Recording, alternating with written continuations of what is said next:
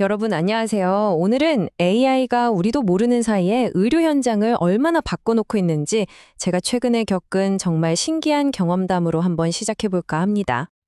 얼마 전에 제가 꽤 큰 병원에 갈 일이 있었거든요.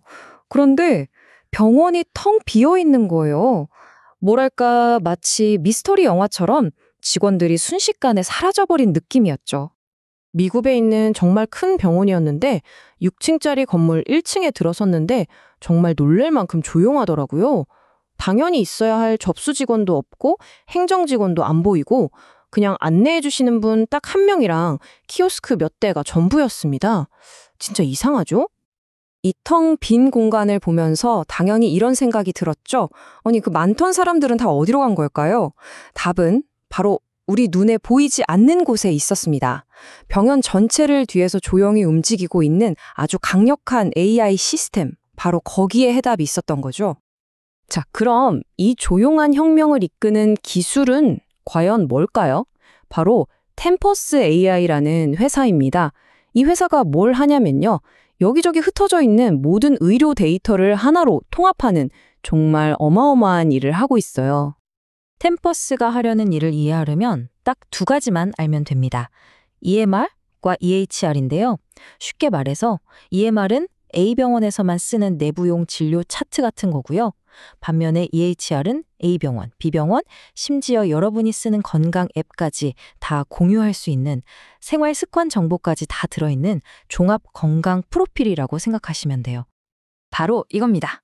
템퍼스 AI는 이 모든 사람들의 종합 건강 프로필, 즉 EHR 데이터를 전부 한 곳으로 모아서 연결하는 거대한 중앙 허브를 만들고 있는 거예요. 이렇게 되면 데이터가 훨씬 더 똑똑하고 유용해지겠죠. 자, 그럼 이 기술이 실제 진료실에선 어떻게 쓰일까요? 의사들을 어떻게 돕고 있을까요? 데이비드라고 불리는 AI 비서 또는 AI 동료가 있는데 이 친구가 무슨 일을 하는지 한번 자세히 들여다보죠. 데이비드는 환자가 병원에 오기 전, 와서 진료를 볼 때, 그리고 진료가 끝난 후 이렇게 총 3단계에 걸쳐서 의사를 도와주는데요. 이게 정말 획기적입니다. 먼저요, 여러분이 진료실 문을 열고 들어가기 전부터 이 데이비드가 일을 시작합니다. 환자의 모든 기록, 그러니까 과거 병력부터 최신 검사 결과, 심지어 생활 습관 데이터까지 싹 다 분석해서 핵심만 딱 요약해주는 거죠. 의사 선생님은 이제 수십 페이지짜리 차트를 넘겨볼 필요 없이 환자에 대해 완벽히 파악한 상태에서 진료를 시작할 수 있게 됩니다. 그리고 진료 중에는요, 이게 정말 대단한데 AI가 의사와 환자가 나누는 대화를 실시간으로 듣고 전부 글로 옮겨 적습니다. 그리고 차트도 알아서 업데이트해요. 그럼 의사는 뭘 할 수 있을까요? 맞아요. 컴퓨터 키보드만 쳐다보는 대신 온전히 환자의 얼굴을 보고 눈을 맞추고 이야기에 집중할 수 있게 되는 겁니다. 훨씬 인간적인 교감이 가능해지겠죠? 진료가 끝나도 데이비드의 일은 계속됩니다. 그날 나는 대화를 기반으로 치료 계획 초안을 뚝딱 만들어내고요. 골치 아픈 보험 승인 서류까지 자동으로 준비해줍니다. 심지어는 방대한 데이터를 뒤져서 이 환자에게 딱 맞는 임상시험이 있는지 찾아주기까지 해요. 의사들이 이런 서류 작업에서 해방되는 거죠. 그런데 템퍼스 AI의 혁신은 이런 행정 업무 자동화에서 그치지 않습니다. 이번엔 픽셀이라는 플랫폼인데요. 이건 의사가 우리 몸속을 들여다보는 방식 그 자체를 완전히 바꿔놓고 있습니다. 이 픽셀이라는 기술이 얼마나 대단한지 보여주는 숫자가 하나 있습니다.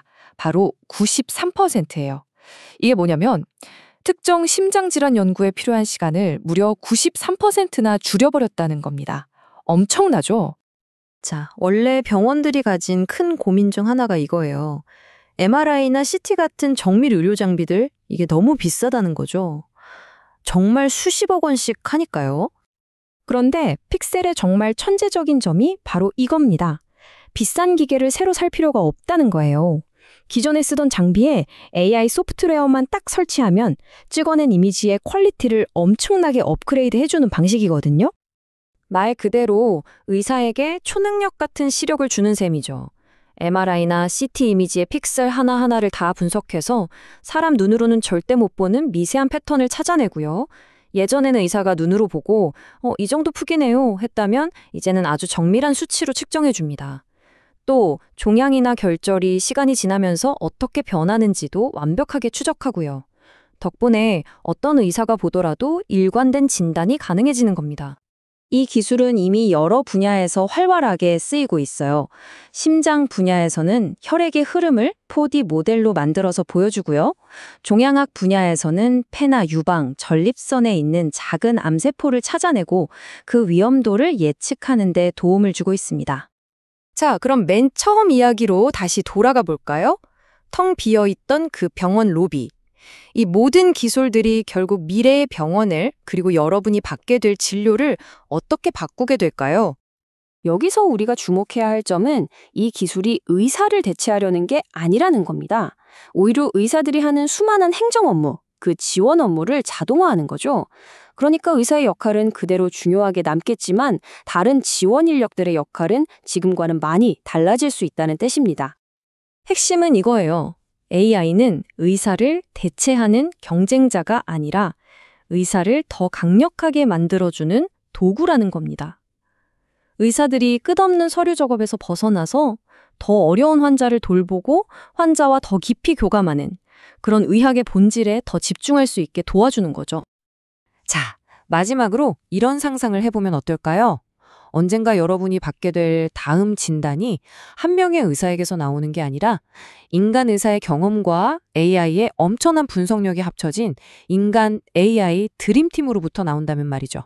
아마 최고의 치료는 바로 이런 완벽한 협업에서 시작될 겁니다.